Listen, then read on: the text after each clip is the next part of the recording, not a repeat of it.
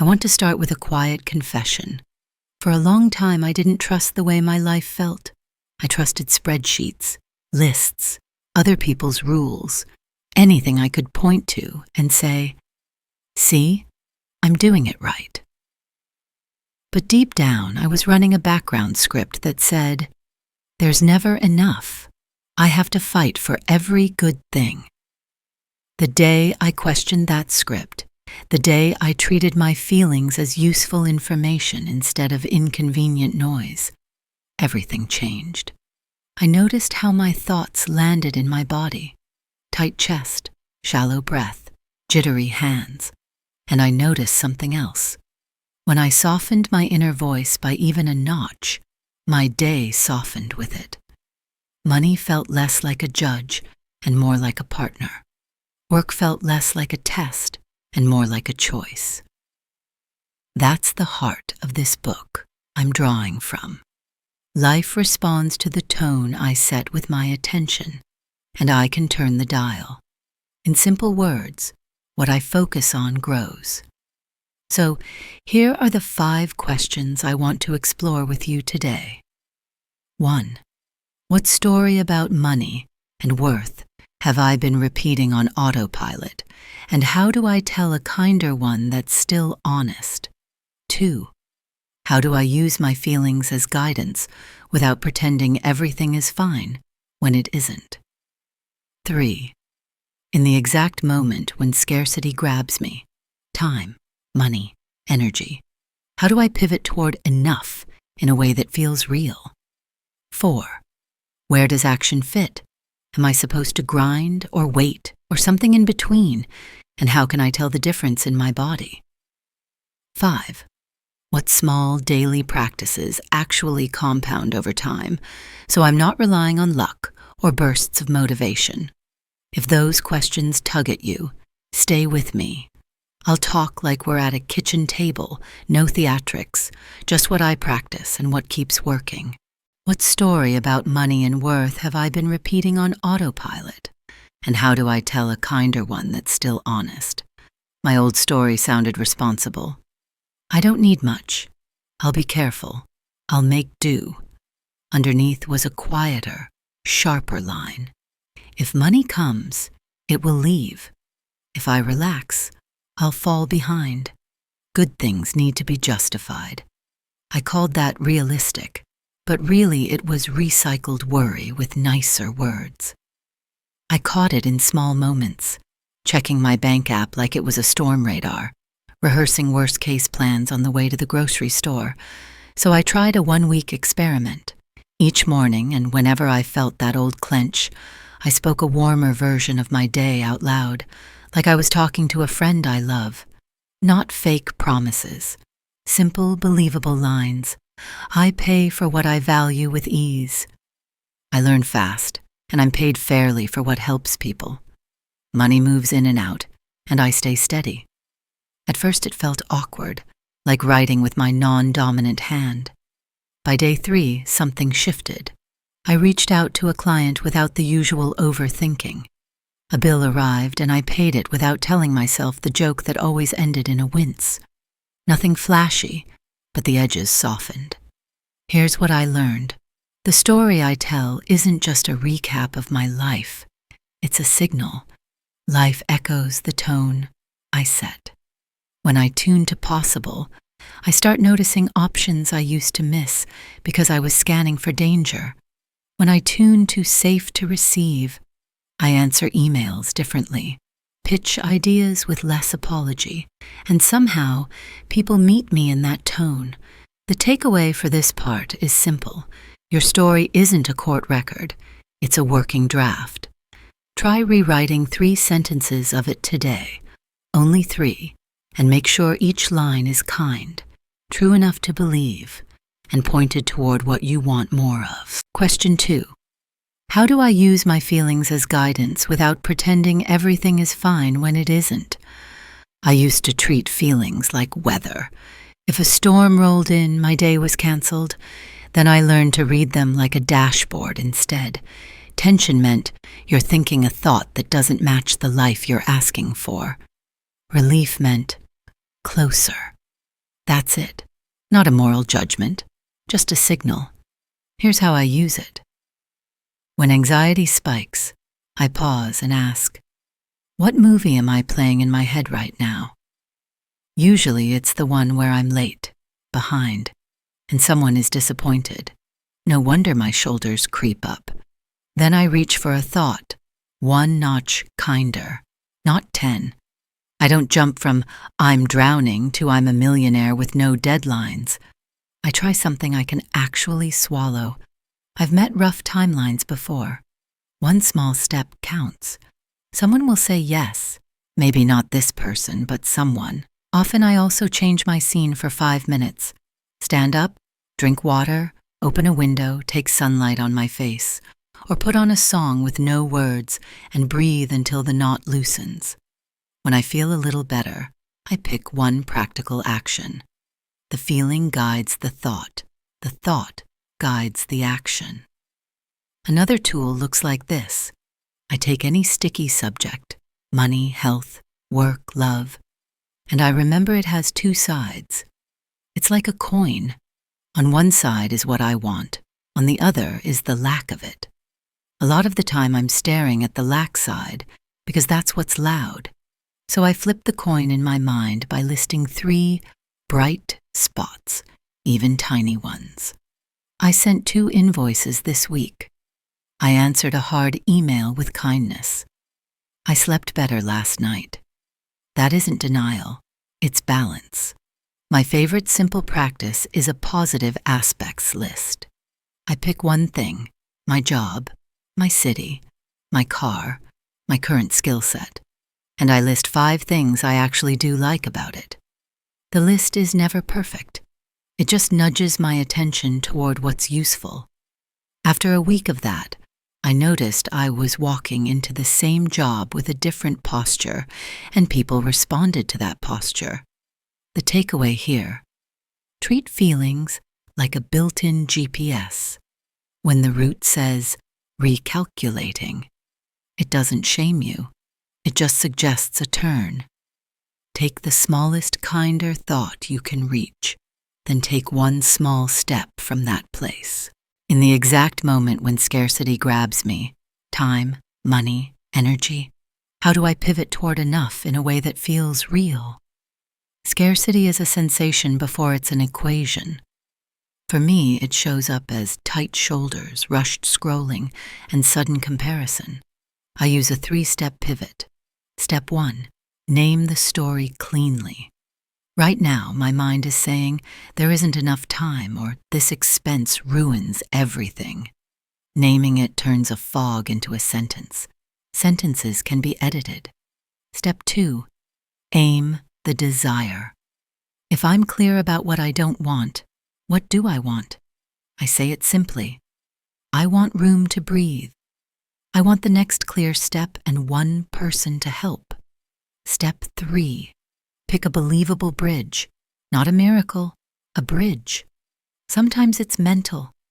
Other people have solved this. I can move 1 inch today. Sometimes it's practical. Send a single email that would actually move the needle, or pay 1 bill with a quiet thank you, or move a small amount into savings and notice the feeling of caring for my future self. Sometimes it's rhythmic. Set a timer for 7 minutes and list what's already supporting me. My laptop that works, the skill I didn't have 5 years ago, the friend who replies, the idea that landed in the shower. I call it making a case for enough. When I do that, new options tend to show up. Once, an unexpected expense hit, and I felt my jaw lock. I did the 3 steps. A few hours later, someone I hadn't heard from in months emailed to offer a project that more than covered the gap. Was that luck? Maybe. But I've noticed a pattern. Panic makes my vision narrow. Calm makes possibilities visible. There's also a simple game I play when I can't unstick my mind. What if? Not doom what if, but soft what if. What if this is simpler than I think? What if the next yes is 1 message away? What if this delay is saving me from a worse fit? The goal isn't to be right. The goal is to loosen the knot enough to move. The takeaway? In scarcity, don't argue with math. Change the mood of the room you're in. Name the lack. Aim the desire. Choose a bridge you actually believe. A few inches of inner shift can reroute an entire afternoon. Where does action fit? Am I supposed to grind, or wait, or something in between? I've done the grind. It works until it doesn't. You get the thing, but you're flat inside, and the next thing demands more. What keeps working better for me is this: act from alignment, not panic. How do I know which I'm in? Panic action feels like running in sand, tons of effort, little progress, noisy self-talk. Aligned action feels like riding a bike with a light tailwind. I'm still pedaling, but the push matches me and my self-talk gets quiet. I do a 2-minute tune before tasks that matter. I sit, breathe slowly, and ask 2 questions. What outcome am I trying to force? And what outcome am I willing to allow? Forcing sounds like, make them like me, close every deal. Get this perfect. Allowing sounds like, connect honestly, find the right match, deliver something clear and useful. Then I choose the smallest next move that fits the allowed outcome. Send the email without the apology paragraph. Make the call without rehearsing their lines. Draft the pitch as if the right people already want to understand, not as if I'm on trial. This doesn't mean I wait forever. It means I move cleanly. If I don't get a quick response, I don't spiral. I check my channel and do something that reliably lifts my baseline. A brief walk, 3 minutes of stretching, a short tidy of one's surface, a page of free writing. Relief is productive. It clears space for the next obvious step. I also watch for the difference between urgent and important. Urgent is loud and often other people's priorities. Important is quieter, but, if ignored, makes the whole week harder. When I'm aligned, I can feel important things tugging at me. Improve the offer itself. Follow up with someone I actually like working with. Learn one new skill that will make the next project smoother. Here's a money truth I've found. Opportunities stick better when they land on a calm surface. If I act from prove yourself, I tend to get projects that demand constant proving.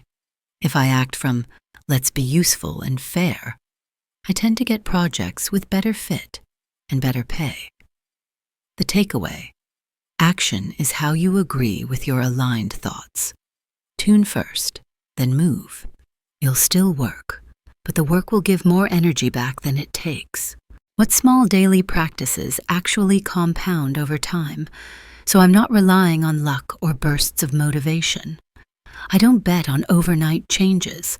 I bet on raising my average day. Here are practices that keep paying dividends. Before I check any screen, I name 3 things already working. It can be small. I slept enough. There's coffee.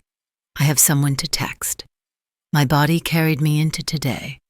It takes 30 seconds and tilts me toward receiving instead of bracing. Pick one topic: money, health, work, and write a short page as if you're telling a trusted friend the most hopeful, believable version of where it's headed. Not fantasy. Concrete warmth. I like how money is moving more smoothly. I enjoy paying for useful things. The work coming in fits me better, and I'm learning as I go. If you feel fake, scale it down until it fits. Once a day, take something that's right in front of you and list 5 positive aspects. Your job. I like my coworkers. I have room to grow. I can leave on time twice a week. I'm learning a tool that makes me faster. My boss says thank you.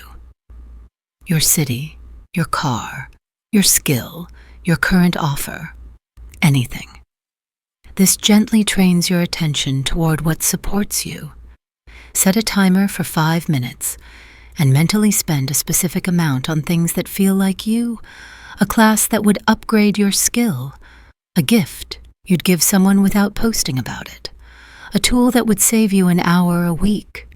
Feel the clean flow of money in, money out, purpose attached. This isn't magical thinking. It's getting comfortable with the sensation of healthy movement so you recognize it when real options show up. Instead of counting problems, I write down 3 moments from the day that felt like enough. The bill I paid without a knot in my stomach. The walk that made me breathe deeper. The kind reply I sent. This resets my definition of progress so my brain isn't addicted to emergencies to feel alive. 2 more that matter. The what if you see game when you're stuck. And short alignment breaks throughout the day. Also, treat sleep as a reset button instead of a pause. I've had nights where I went to bed with a tangled problem and woke up with a clean first step. Giving yourself to rest isn't quitting. It's letting your mind and body realign so you can receive what you've been asking for. Over months, these little moves stack. My threshold for panic rises. My threshold for joy lowers, which means I meet joy more often. The external results reflect that. More of the right work, fewer prove-yourself gigs, money that feels partnered instead of adversarial. Your daily tone is compound interest. Lift it a few degrees and keep it there, and the numbers tend to follow. How do I bring these ideas into my health, energy, and work so I feel good in my life, not just in my bank app? I used to think of well-being as something I'd earn after I finished the work. Now I treat it as the fuel, not the prize. When I talk about alignment, I mean simple body-level things. I notice the first signs I'm out of tune: jaw clench, breath stuck high in my chest, sudden urge to scroll, and I catch it while it's small. I don't scold myself, I switch gears. Sometimes I step outside and look far into the distance to widen my focus. Sometimes I put my hand on my chest and say, "We're safe, we're here, we'll do one thing." When it comes to health, I try not to make the common trade, beat myself up in the name of improvement. If my inner tone is "you're failing," my body hears it. So I ask easier questions. What would help my energy today? What tiny upgrade would I actually keep? Maybe it's an earlier bedtime twice a week, adding a short walk after lunch, cooking one simple meal on Sundays that carries me into Monday, or blocking an hour for deep work when my brain is most awake. I found that my career opens up when I treat work as a source of pleasure, not punishment. That doesn't mean I never take on hard things. It means I look for the thread of enjoyment inside the hard thing and pull it. I ask, where is the part of this I like? Maybe it's problem solving, writing cleanly, organizing chaos, or making someone's day easier. When I lean on that thread, I do better, and people feel it. If I'm stuck in a role that feels heavy, I stop trying to force all my satisfaction to come from it. I add small pockets of work I love, a tiny freelance project, mentoring someone for an hour a week, learning a tool that lights me up, and I let that light spread. Another big shift, I stopped arguing with other people's stories. If someone wants to focus on lack, I don't try to pull them out. I keep my own attention where I want it, on solutions, on bright spots, on what I can do, and I quietly surround myself with folks who do the same. That doesn't make me cold, it makes me useful. When I feel good, I'm better company and better help. The takeaway: feeling good isn't a luxury item you add at the end. It's the operating system. Build tiny, reliable habits around energy and joy, and let your work and money ride on that steadiness. You don't have to overhaul your life tonight. You don't have to be loud about any of this. You can test it quietly and see what returns. Start with the story you're telling. Watch your feelings like a friend tapping your shoulder. Pivot gently when scarcity pinches. Act from the clearest place you can reach, and keep a few small practices you'll actually repeat. If today's talk felt like a calm hand on your back, I invite you to read the book that sparked these ideas in me. It goes deeper into telling a better story, using your emotions as guidance, turning toward what you want, and making your everyday life feel good first, so the results have somewhere soft to land. Thank you for spending this time with me. I'm grateful for your attention, for your patience with yourself, and for the way you'll carry this into your own world, with simple words, steady steps, and a little more air in the room. You're doing better than you think. Keep going.